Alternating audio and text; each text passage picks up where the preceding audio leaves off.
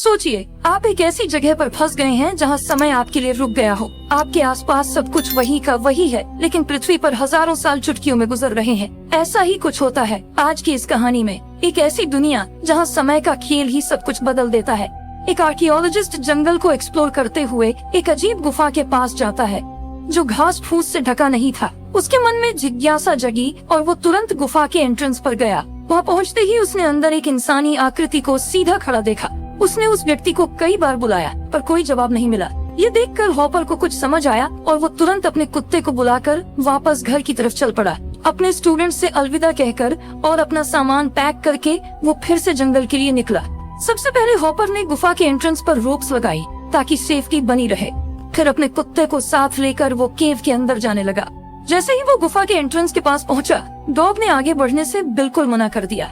मजबूर होकर हॉपर ने कंफर्म किया कि वो आदमी अभी भी बिना हिले वहीं खड़ा है। हॉपर ने डिसाइड किया कि वो अकेला केव के अंदर जाकर जांच करेगा। लेकिन कुछ ही कदम अंदर जाने के बाद हॉपर ने देखा कि उसके सामने की हवा अजीब तरीके से हिल रही थी, जैसे कोई अदृश्य दीवार गुफा और बाहर की दुनिया के बीच खड़ी हो।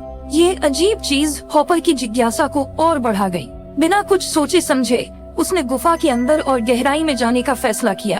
जैसे ही वो उस आदमी के करीब पहुंचा, उसने देखा कि उसका शरीर धीरे धीरे हिलने लगा और जैसे ही हॉपर उस हवा की दीवार के पार गया, वो आदमी अचानक पूरी तरह से हिलने चलने लगा, जैसे सब कुछ सामान्य हो गया हो। ये देखकर हॉपर और भी ज्यादा चिंतित और उलझन में पड़ गया। उस आदमी की पहचान को लेकर और ये देखकर कि उसके पास हथियार था, हॉपर ने उससे बात करने की हिम्मत नहीं की। वो बस चुपचाप देख रहा था जब तक वो आदमी गायब नहीं हो गया। और भी अजीब बात ये थी कि जैसे ही हॉपर गुफा के अंदर गया, बाहर की रोशनी बिना किसी वजह के हिलने लगी, जैसे उस पर किसी चीज का कंट्रोल हो। साथ ही गुफा के अंदर से गहरी दहाड़ की आवाज आने लगी, जो हॉपर को वहीं जमने पर मजबूर कर गई। उसका सांस लेना तक मुश्किल हो गया। तभी दहाड़ के बाद इंसानी चीखें सुनाई दी। ये सुनते ही हॉपर को समझ आया कि ये जगह बेहद खतरनाक है। डर से कांपते हुए उसने बिना पीछे देखे बाहर की तरफ भागने का फैसला किया। लेकिन जब वो बाहर आया तो उसने देखा कि बाहर की दुनिया पूरी तरह से बदल चुकी थी, जैसे वो भविष्य में पहुंच गया हो। हॉपर सिर्फ कुछ ही मिनट्स के लिए गुफा के अंदर रहा था, लेकिन जब वो बाहर आया तो उसने देखा कि दिन का समय रात में बदल चुका था।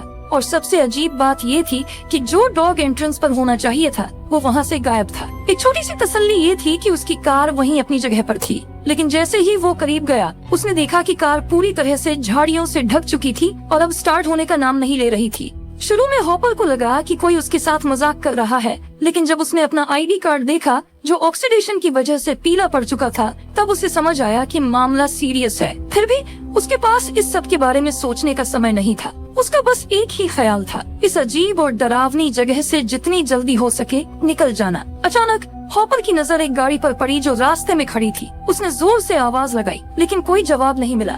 मजबूरी में उसने सोचा कि अपनी कार के लिए बैटरी उस गाड़ी से ले ले, पर जैसे ही उसने गाड़ी को चेक किया, उसका दिल एक बार फिर थम गया। वो गाड़ी सालों से वहीं छोड़ी गई थी। हॉपर को अच्छी तरह याद था कि जब वो यहाँ पहली बार आया था तो उस जगह कोई गाड़ी नहीं थी। जब वो इस बात पर सोच ही रहा था, तभी उसकी नजर कार के अंदर पड़े एक पुराने बैकपैक पर गई। वो बैकपैक उसके स्टूडेंट टेलर का था। हॉपर ने हर तरफ टेलर को पुकारा, लेकिन कोई जवाब नहीं मिला। अब वो घबरा गया था। एक ही संभावना थी, टेलर भी उस गुफा के अंदर चला गया था। अपने स्टूडेंट की सेफ्टी के लिए हॉपर ने वापस गुफा के अंदर जाने का फैसला किया। जो बात हॉपर को नहीं पता थी वो ये थी कि जब उसने पहली बार उस हवा की दीवार को पार किया, तभी बाहर 3 दिन गुजर चुके थे। हॉपर के अचानक गायब होने से टेलर समझ गया कि उसके साथ कुछ गलत हुआ है। टेलर ने अपने 4 दोस्तों को इकट्ठा किया और पहाड़ों में हॉपर को ढूंढने निकल पड़ा। रास्ते में उन्हें हॉपर की कार तो नहीं मिली, लेकिन एक छोड़े गए बस के अंदर हॉपर के बचपन की एक फैमिली फोटो जरूर मिली। टेलर को लगा कि हॉपर अकेला अपने परिवार को ढूंढने के लिए इन पहाड़ियों में आया होगा, जो सालों पहले यहाँ से रहस्यमय तरीके से गायब हो गया था। इसका मतलब था कि हॉपर कहीं आसपास ही होगा, लेकिन अब तक उन्हें उसका कोई भी निशान नहीं मिला था। जब टेलर इस बात पर सोच ही रहा था, तभी फर्बी को बस के पीछे एक पुरानी रस्सी मिली। उस रस्सी का पीछा करते हुए वो लोग एक खाली गुफा तक पहुंच गए। रस्सी क्लिफ के किनारे पर जाकर टूट गई थी और नीचे क्या था ये समझना मुश्किल था। उन्हें ये तो कंफर्म नहीं हो पाया कि हॉपर नीचे फंसा है या नहीं, लेकिन 4 लोगों ने नीचे उतरकर देखने का फैसला किया। फर्बी, जो अपनी फितरत से ही डरा डरा रहता था, देखभाल करने के लिए बाहर रुकने का फैसला किया। उसे बिल्कुल अंदाजा नहीं था कि ये फैसला उसकी जिंदगी का सबसे बड़ा गलत फैसला बन जाएगा। इस बीच बाकी 4 लोग रस्सी के जरिए क्लिफ के नीचे उतर रहे थे। नीचे जाते वक्त उन्होंने भी एक हवा की दीवार को पार किया, लेकिन क्योंकि उसने कोई रुकावट नहीं की, उन्होंने इसे एक नेचुरल चीज समझकर नजरअंदाज कर दिया और नीचे उतरते चले गए। जब वो लोग क्लिफ के नीचे पहुँचे, जैकी और वीव्स उत्साह के साथ एक्सप्लोरेशन शुरू करने की प्लानिंग कर रहे थे। तभी गुफा के अंदर से गहराई में एक जोर की दहाड़ की आवाज उनके कानों तक पहुंची। शुरुआत में जैकी और वीव्स इस बात को लेकर क्यूरियस थे कि गुफा के अंदर क्या हो सकता है, लेकिन तभी एक इंसानी चीख गुफा के अंदर से गूंज उठी और उन्हें समझ आ गया कि ये जगह बिल्कुल भी सुरक्षित नहीं है। जैकी ने तुरंत फैसला किया कि वापस ऊपर सरफेस पर जाना ही बेहतर है, लेकिन जैसे ही वो कुछ ही दूर रस्सी पर चढ़ी, रस्सी अचानक से टूट गई। जैकी नीचे गिर गई और उसका पैर मुड़ गया। टेलर, जो उसे संभालने की कोशिश कर रहा था, अपना बैलेंस खो बैठा और उसका हाथ चोटिल हो गया। लेकिन चोट से ज्यादा बड़ी बात ये थी कि रस्सी क्यों टूटी थी। उनकी दूसरी रस्सी भी सिर्फ एक हल्की सी खींच से टूट गई थी। पहले टेलर को लगा कि फर्बी उनसे मजाक कर रहा है। गुस्से में टेलर ने रेडियो उठाया और फर्बी पर चिल्लाना शुरू कर दिया, लेकिन काफी देर तक बुलाने के बाद भी फर्बी की तरफ से कोई जवाब नहीं आया। जब ग्रुप अभी भी इस पूरी स्थिति को समझने की कोशिश कर रहा था, तभी पास ही कुछ गिरने की जोर की आवाज सुनाई दी। ये आवाज सुनते ही सबके पैर वहीं जम गए। टेलर ने अपने आप को संभाला और बिना देर किए रेडियो पर फर्बी को कांटेक्ट करने की कोशिश की ताकि वो एक और रस्सी नीचे डाल दे। टेलर हैरान रह गया जब उसने अपनी ही आवाज टनल के आगे से वापस आते हुए सुनी। सोचते हुए कि ये शायद एक ऑडिटरी हेलुसिनेशन है, उसने दोबारा ट्राई किया। कुछ ही देर बाद रेडियो पर फर्बी की आवाज सुनाई दी, जो मदद के लिए चीख रहा था। ये सुनकर ग्रुप और ज्यादा परेशान हो गया। समझने की कोशिश में कि आखिर हो क्या रहा है, चारों ने फर्बी को ढूंढने का फैसला किया। जब वो एक खुली जगह से गुजरे, उन्होंने देखा कि एंट्रेंस के पास रोशनी अजीब तरीके से कभी तेज हो रही थी तो कभी धीमी। ये देखकर सब डर गए। तभी कारा की नजर एंट्रेंस के पास एक चीज पर पड़ी। वो पत्थर पर चढ़ गई और एक पुरानी टूटी हुई रस्सी देखी। उसका हाल देखकर कंफर्म था कि ये फर्बी की थी। नीचे झांकते ही उसका दिल थम गया। फर्बी का शरीर नीचे बेजान पड़ा था। ग्रुप फर्बी की मौत देखकर दुखी हो गया। जब टेलर ने टूटी हुई रस्सी देखी तो उसे लगा कि किसी ने जानबूझकर उसे काटा है जब फर्बी नीचे उतर रहा था। लेकिन ये बात समझ में नहीं आई, क्योंकि फर्बी अपनी फितरत से ही डरपोक था और कभी अकेला नीचे नहीं उतरता, चाहे कोई उसे कितना भी कहे। टेलर इस बात को लेकर उलझन में पड़ गया। किस्मत से फर्बी का रिकॉर्डिंग डिवाइस चालू था। ग्रुप ने तय किया कि सवालों के जवाब के लिए फुटेज देखी जाए, लेकिन जितना ज्यादा फुटेज देखते गए उतना ही ज्यादा कंफ्यूज होते गए। रिकॉर्डिंग में दिख रहा था कि जैसे ही ग्रुप नीचे पहुंचा, फर्बी के लिए बाहर 7 दिन गुजर चुके थे। इस दौरान फर्बी को हॉपर की जीप मिली और उसने पहाड़ के बेस पर लगाई गई इमरजेंसी रोप भी ढूंढ ली। इसी सफर में फर्बी को एक छोड़ी गई बस के अंदर एक पुराना मेडिवल जर्नल भी मिला। जर्नल में लिखा था कि स्पेनिश क्वीन ने अपने पति की जिंदगी बचाने के लिए फाउंटेन ऑफ यूथ ढूंढने के लिए एक एक्सपीडिशन भेजा था, लेकिन उन एक्सप्लोरर्स को गुफा के नेटिव्स के हमले में भारी नुकसान उठाना पड़ा। कुछ लोग मुश्किल से अपनी जान बचाकर भाग पाए, जबकि एक पूरी आर्मी रहस्यमय तरीके से गायब हो गई। फर्बी की डिस्कवरीज यहीं खत्म नहीं हुई। उसी शाम उसे एक और जर्नल मिला जो हॉपर के पिता का था। उसमें ये सच सामने आया कि हॉपर के पेरेंट्स भी फाउंटेन ऑफ यूथ को ढूंढने आए थे, अपनी बीमार बेटी को बचाने के लिए। रिकॉर्डिंग के आगे 7 दिन का फास्ट फॉरवर्ड दिखाया गया। इस वक्त तक फर्बी के पास खाने का सामान खत्म हो चुका था, लेकिन जो 4 लोग नीचे उतरे थे उनका अब तक कोई पता नहीं था। जब कोई और रास्ता नहीं बचा तो फर्बी ने सोचा कि बाकी सब लोग मर चुके होंगे। टेलर की मैनुअल कार ड्राइव करने का विकल्प उसके पास नहीं था और वो हजारों किलोमीटर चलकर घर नहीं जा सकता था, इसलिए उसने अपनी उम्मीद हॉपर की कार कीज पर लगा दी। फर्बी ने हॉपर की बॉडी को ढूंढने के लिए रस्सी से नीचे उतरने की तैयारी शुरू कर दी। गुफा के एंट्रेंस की रोशनी अचानक से तेज चमकने लगी। ग्रुप के सामने ही एकदम से रस्सी टूट गई और फर्बी नीचे जमीन पर जा गिरा। जो उन्होंने देखा वो इतना भयानक था कि ग्रुप से और ज्यादा नहीं देखा गया और उन्होंने रिकॉर्डिंग बंद कर दी। लेकिन इससे नए सवाल सामने आए। कैसे ग्रुप सिर्फ कुछ घंटों के लिए गुफा में था, जबकि फर्बी के लिए 7 दिन गुजर चुके थे? इस बात का जवाब उनके पास नहीं था, लेकिन एक बात साफ थी, जो कुछ भी हो रहा था वो इस अजीब गुफा की वजह से ही हो रहा था। अब उनका सबसे बड़ा मकसद था यहाँ से बचकर निकलना, लेकिन किसी को अब रस्सी पर भरोसा नहीं था। ग्रुप में सिर्फ कारा एक माहिर क्लाइंबर थी। उसने तय किया कि वो चढ़कर ऊपर जाएगी और मदद लेकर आएगी। जैसे ही कारा ऊपर पहुंची, जो उसने देखा उसने उसका दिल थाम दिया। जो घना हरा भरा जंगल था वो अब एक सूना और वीरान बंजर जमीन बन चुका था। हवा में धूल मिट्टी इतनी भरी थी कि कारा लगातार खांस रही थी। जब उसने अपना सैटेलाइट फोन चेक किया तो पाया कि उसका सिग्नल बिल्कुल नहीं था। तभी उसकी नजर एक विशाल रेत के तूफान पर पड़ी जो तेज रफ्तार से उसकी तरफ बढ़ रहा था। कारा ने तुरंत और ऊपर चढ़कर सिग्नल ढूंढने की कोशिश की। सिग्नल ढूंढते हुए उसने जो देखा उसने उसका दिल हिला दिया। आसमान में एक ट्रायंगुलर स्ट्रक्चर तैरता हुआ नजर आ रहा था। साथ ही जमीन और चांद के बीच की दूरी भी एकदम कम लग रही थी। चांद की सतह के गड्ढे अब बिना किसी टेलीस्कोप के आंखों से साफ दिख रहे थे। डर और तनाव में कारा वापस गुफा के अंदर भाग गई। उसने अपने ग्रुप के सामने हर बात बताई जो उसने बाहर देखी थी, लेकिन ग्रुप ने कारा की बात पर बिल्कुल भरोसा नहीं किया। उनका कहना था कि कारा बस 1 सेकंड के लिए बाहर गई थी और फिर तुरंत वापस आ गई। उनके हिसाब से ये सब सुनने में इम्पॉसिबल लग रहा था। मजबूर कारा ने अपना रिकॉर्ड किया हुआ वीडियो सबको दिखाया जो उसने सबूत के तौर पर बनाया था। वीडियो देखकर टेलर हैरान रह गया और उसने अपना रिकॉर्डिंग डिवाइस कारा को दिया, जो ये साबित करता था कि कारा सच में सिर्फ 1 सेकंड के लिए ही बाहर गई थी। जब उन्होंने दोनों रिकॉर्डिंग्स को कंपेयर किया तब सबके सामने एक अजीब सच्चाई आई। गुफा के अंदर समय बाहर की तुलना में बहुत धीमी गति से बीत रहा था। गुफा के एंट्रेंस की चमकती रोशनी इस बात का सबूत थी कि बाहर सूरज बार बार उग और डूब रहा था। इस थ्योरी ने फर्बी के समय के अंतर और रस्सी के टूटने का कारण भी समझा दिया। जब भी ग्रुप ऊपर चढ़ने की कोशिश करता, हर 1 सेकंड के साथ बाहर एक पूरा दिन बीत रहा था। इतनी लंबी फिक्शन किसी भी रस्सी को सहन नहीं करने देती और यही वजह थी कि वो टूट जाती। अब टेलर ने फर्बी के गिरने और मौत की रिकॉर्डिंग को ध्यान से देखा। जैसे जैसे वो वीडियो आगे बढ़ा, चीजें और भी खतरनाक और रहस्यमयी होती गईं। फर्बी के गिरने के तुरंत बाद वो पूरी तरह से नहीं मरा था। वो कुछ समय के लिए बेहोश रहा और फिर धीरे धीरे होश में आया। टेलर के बार बार बुलाने पर फर्बी ने हिम्मत जुटाकर रेडियो के जरिए संपर्क करने की कोशिश की, लेकिन ठीक उसी समय कैमरे के फ्रेम में एक बड़ी आकृति के पैर दिखाई दिए। बिना किसी झिझक के उस अनजान शख्स ने एक भारी पत्थर उठाया और फर्बी को ये देखकर सब समझ गए कि गुफा के अंदर और लोग भी हैं, जो बाहर से आए लोगों के लिए बहुत ज्यादा खतरनाक हैं। लेकिन असली खतरा तब शुरू हुआ जब वीव्स ने नई फुटेज का ध्यान से जायजा लिया। उसने नोटिस किया कि फर्बी के गिरते वक्त सनलाइट का फ्लिकर एकदम कंसिस्टेंट नहीं था। वो हर वक्त डायरेक्शन बदल रहा था। ये बात और भी ज्यादा बेचैन करने वाली थी। पहले वीव्स काफी उलझन में थी, लेकिन जब उसने वीडियो को 10x स्लो करके देखा तो उसने जो पाया उसने उसका होश उड़ा दिया। वीडियो में फ्लिकरिंग सूरज असल में होराइजन पर दिख रहा था और हर एक फ्लिकर एक पूरे साल के गुजरने का साइन था। इस कैलकुलेशन के हिसाब से और गुफा के अंदर सिर्फ 1 घंटे के समय के बेसिस पर धरती के बाहर हजारों साल गुजर चुके थे। ये समझने के बाद कारा, जो पहले हेल्प लाने के लिए क्लाइंब करने की उम्मीद रखती थी, बिल्कुल टूट गई। उसके दिल में ये शक उठने लगा कि क्या धरती पर अब भी ह्यूमैनिटी जिंदा है।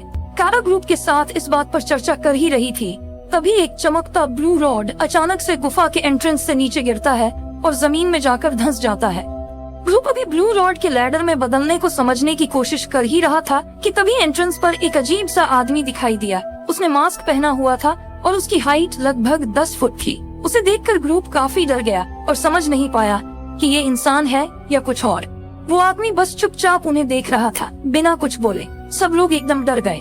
तभी पीछे से एक जंगली आदमी उस पर हमला कर देता है, लेकिन अपनी बड़ी साइज और अलग टेक्नोलॉजी का इस्तेमाल करके उस आदमी ने उसे आसानी से हरा दिया और जमीन पर दबा दिया। उस आदमी को हराने के बाद जायंट ने ग्रुप की तरफ देखा, लेकिन अब भी कुछ नहीं बोला। ये देखकर ग्रुप और ज्यादा घबरा गया। टेलर को समझ नहीं आया कि जायंट उनका दोस्त है या दुश्मन, इसलिए ग्रुप ने वहाँ से भाग जाना ही बेहतर समझा। लेकिन उन्हें ये नहीं पता था कि असली खतरा गुफा के और अंदर छुपा है। एक पत्थर वाली सुरंग को पार करके ग्रुप एक खुली जगह पहुंच गया, लेकिन उनका सुकून सिर्फ एक पल का था, क्योंकि अगला मंजर देखकर उनका दिल कांप गया। जब उन्होंने जमीन पर एक ताजा शरीर देखा तो उनका दिल थम गया। वो शरीर अभी तक गर्म था, जैसे उसकी मौत सिर्फ 2 मिनट पहले ही हुई हो। जैकी ने उसका चेहरा देखा और तुरंत पहचान लिया। वो हॉपर की माँ थी, जो 40 साल से गायब थी। उसके पास ही हॉपर के पिता का शरीर भी पड़ा था। ग्रुप इस बात को समझने की कोशिश कर रहा था कि उन दोनों की मौत कैसे हुई। तभी उनकी नजर एक ग्रुप जंगली इंसानों पर पड़ी, जो एक काउबॉय की बॉडी से चीजें लूट रहे थे। टेलर ने तुरंत समझ लिया कि ये वही लोग हो सकते हैं जिन्होंने फर्बी को मारा था। टेलर ने धीरे से ग्रुप को कहा कि चुपचाप एक और टनल के रास्ते निकल जाएं। लेकिन तभी उन आदिवासियों में से एक की नजर उन पर पड़ गई। ये जानकर कि वो जंगली इंसानों से भाग नहीं सकते, टेलर ने डिसाइड किया पीछे रुककर लड़ने का, ताकि बाकी लोग भाग सकें। थोड़ी देर तक लड़ाई हुई, लेकिन फिर जंगली इंसानों ने टेलर को बेहोश कर दिया और एक ने उसे मार डाला। कारा और बाकी 2 लोग एक सुरंग में छुप गए और जंगली इंसानों से बच गए। जब जंगली लोग चले गए तो कारा टेलर को देखने वापस आई और उसे बहुत ही बुरी हालत में चोटिल पड़ा हुआ पाया। जैसे ये काफी नहीं था, तभी वो आदमी वापस उस जगह आया। कारा का दिल डर के मारे तेज धड़कने लगा। लेकिन उस प्राणी ने उन्हें देखा नहीं। वो बस पास के तालाब से पानी भरकर वापस जाने लगा। कारा के आंसू देखकर जायंट अचानक रुक गया और उनकी तरफ चल पड़ा। उसने प्रोटेस्ट कर रही कारा को धीरे से साइड किया और टेलर के बेजान बदन को उठा लिया। जायंट ने टेलर को पानी के तालाब में ले जाकर डुबो दिया। कारा कंफ्यूज थी और उसे लगा कि जायंट टेलर को नुकसान पहुंचा रहा है। वो उसे रोकने के लिए आगे बढ़ी। जायंट ने उसकी घबराहट देखकर अपने हाथों से जेस्चर किया, जैसे कह रहा हो कि सब ठीक है, शांत रहो। लेकिन तभी जंगली इंसान वापस आ गए। हाथों में मशाल ली, उन्होंने धमकाना शुरू कर दिया कि यहाँ से चले जाओ। जायंट ने उनकी धमकियों को अनदेखा कर दिया और एक जंगली इंसान को एक जोर का मुक्का मारा। उसी वक्त टेलर अचानक से होश में आ गया, लेकिन टेलर को ये नहीं पता था कि जायंट ने उसकी जिंदगी बचाई थी। जायंट को जंगली इंसान के साथ टकराते देख टेलर ने सोचा कि ये सही वक्त है भाग जाने का, जब तक वो एक दूसरे से लड़ रहे हैं। लेकिन इस झगड़े के बीच एक जंगली इंसान ने गलती से जायंट का मास्क फाड़ दिया। मास्क उतरते ही जायंट का सांस लेना मुश्किल हो गया, क्योंकि वो धरती की हवा में सांस नहीं ले सकता था। समझते हुए कि उसके पास ज्यादा समय नहीं बचा, जायंट ने अपनी एडवांस्ड टेक्नोलॉजी का इस्तेमाल करके जंगली इंसानों को जमीन पर गिरा दिया और उन्हें हिलने से रोक दिया। लेकिन सांस की कमी के कारण जायंट खुद भी गिर गया। ये सब देखते हुए टेलर को आखिरकार समझ आया कि जायंट उनकी मदद कर रहा था। टेलर ने जल्दी से जायंट का मास्क उठाया और उसे वापस देने की कोशिश की, पर अब देर हो चुकी थी। उसके सूट का सारा ऑक्सीजन लीक हो चुका था। जायंट के आखिरी पल नजदीक आ रहे थे और ग्रुप उसके आसपास इकट्ठा हो गया। कारा ने जायंट से पूछा कि बाहर की दुनिया का हाल कैसा है। सीधा जवाब देने के बजाय जायंट ने एक डिवाइस का इस्तेमाल किया और ग्रुप के चेहरे स्कैन करने लगा। उसने हिस्टोरिकल रिकॉर्ड्स में उनका डेटा ढूंढा, पर सिर्फ मिसिंग पर्सन के नोटिसेस दिखे जो उनके परिवारों ने फाइल किए थे। किसी भी रिकॉर्ड में करंट ईयर का जिक्र नहीं था। कारा ने और इन्फॉर्मेशन लेने की कोशिश की, पर जायंट ने अपनी बची हुई एनर्जी का इस्तेमाल करके ह्यूमन हिस्ट्री का एक प्रोजेक्शन एक्टिवेट कर दिया। ग्रुप को ये समझ आया कि उनके गायब होने के 1000 साल बाद धरती का माहौल इतना खराब हो चुका था कि ऑक्सीजन लेवल्स गिर गए थे। इस वजह से पेड़ पौधों और जानवरों का मास एक्सटिंक्शन हो गया। इंसानियत को बचाने के लिए जो कुछ बचा था पॉपुलेशन का, उन्होंने एक ट्रायंगुलर शेप का फास्टर देन लाइट स्पेसशिप इस्तेमाल किया और मार्स पर बसने चले गए। प्लान ये था कि इकोसिस्टम के रिकवर होने के बाद वो वापस धरती पर लौटेंगे। ये सच्चाई जानकर टेलर और उसका ग्रुप समझ गया कि अब उनका कनेक्शन ह्यूमन सिविलाइजेशन के साथ पूरी तरह टूट चुका है। अगर वो किसी तरह सरफेस तक पहुंच भी जाते तो भी उनका पुराना जीवन कभी वापस नहीं आएगा। टेलर के हाथ एक छोटी सी उम्मीद लगी जब उसे हॉपर का छोड़ा हुआ बैकपैक मिला। उसे याद आया कि वो गुफा के अंदर क्यों आए थे। टेलर ने डिसाइड किया कि अब हॉपर को ढूंढना और अगले कदम की योजना बनाना उनके लिए सबसे जरूरी है। तैयार रहने के लिए उसने काउबॉय की बॉडी से एक पुराना रिवॉल्वर उठाया और गुफा के अंदर और गहराई में चला गया। एक जगह पर रास्ता 2 हिस्सों में बंट गया। वहीं टेलर ने जमीन पर ग्लो स्टिक्स से बना एक रास्ता देखा। उसने ये मान लिया कि हॉपर ने ये किया होगा। ये स्टिक्स इसलिए छोड़ी होंगी ताकि वो रास्ता न भूल जाए। स्टिक्स को फॉलो करते हुए टेलर एक जगह पहुंचा जहां उसने एक आदिवासी को देखा। वो अपनी गुजरती हुई माँ के लिए लेदर का एक पानी का पाउच ले जा रहा था। टेलर ने आसपास देखा और वहाँ जंगली इंसानों की कई बॉडीज पड़ी थीं, सब के सब गोली के जख्मों के साथ। ये साफ था कि हॉपर ने इन जंगली इंसानों के साथ लड़ाई की थी और लग रहा था कि वो अभी जिंदा है। टेलर ने उस जंगली इंसान को नजरअंदाज किया और गुफा के अंदर आगे बढ़ गया। थोड़ी दूर जाने के बाद टेलर एक कोने पर पहुंचा जहां उसने हॉपर को बेजान पड़ा देखा। टेलर कितना भी चिल्लाता रहा, हॉपर ने कोई प्रतिक्रिया नहीं दी। वो किसी चीज पर घूर रहा था। टेलर ने जिज्ञासा में ऊपर देखा और जो देखा उससे उसके होश उड़ गए। एक नीला बैरियर रास्ते को ब्लॉक कर रहा था और उसके पीछे एक गुफा दिख रही थी। बैरियर के पार उसने एक जंगली इंसान को देखा जो एक छोटी लड़की के पीछे भाग रहा था।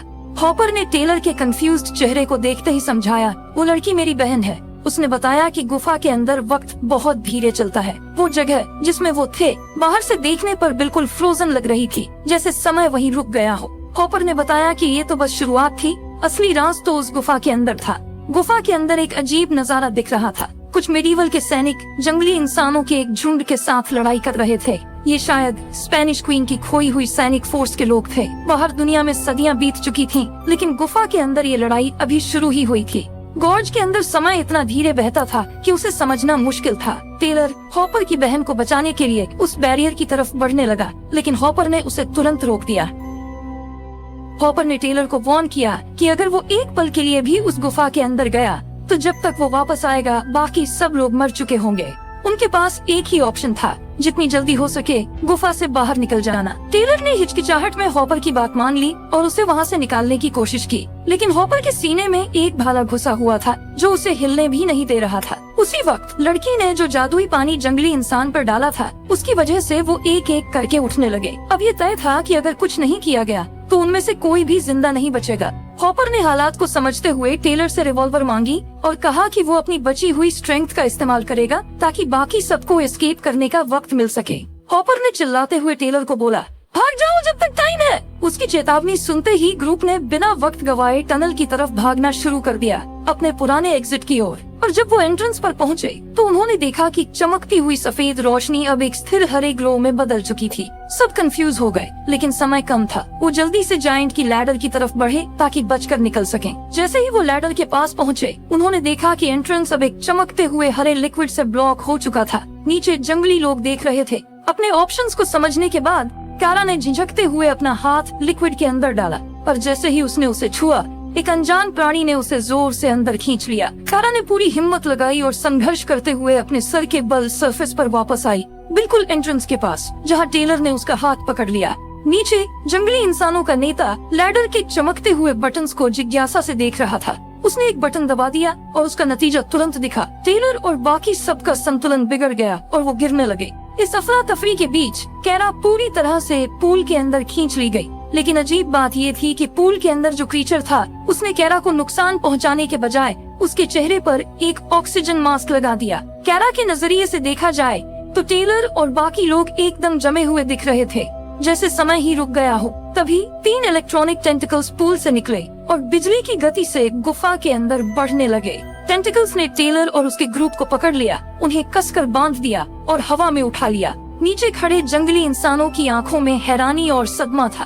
कारा अचानक से एंट्रेंस पर वापस आई और उसने टेलर और बाकी सबको गाइड किया कि वो अपनी सांस रोकें। फिर एक एक करके कारा ने सबको पानी के अंदर खींच लिया। नीचे खड़े जंगली इंसान हैरानी में उन्हें देखते रहे, लेकिन उनके पास रिएक्ट करने का समय नहीं था। कुछ ही पलों बाद और ज्यादा टेंटिकल्स गुफा के अंदर घुस आए, लेकिन इस बार उन्होंने जंगली इंसानों को नजरअंदाज कर दिया और टनल्स के अंदर बिजली की रफ्तार से खोजबीन करने लगे, जैसे वो किसी चीज को ढूंढ रहे हों।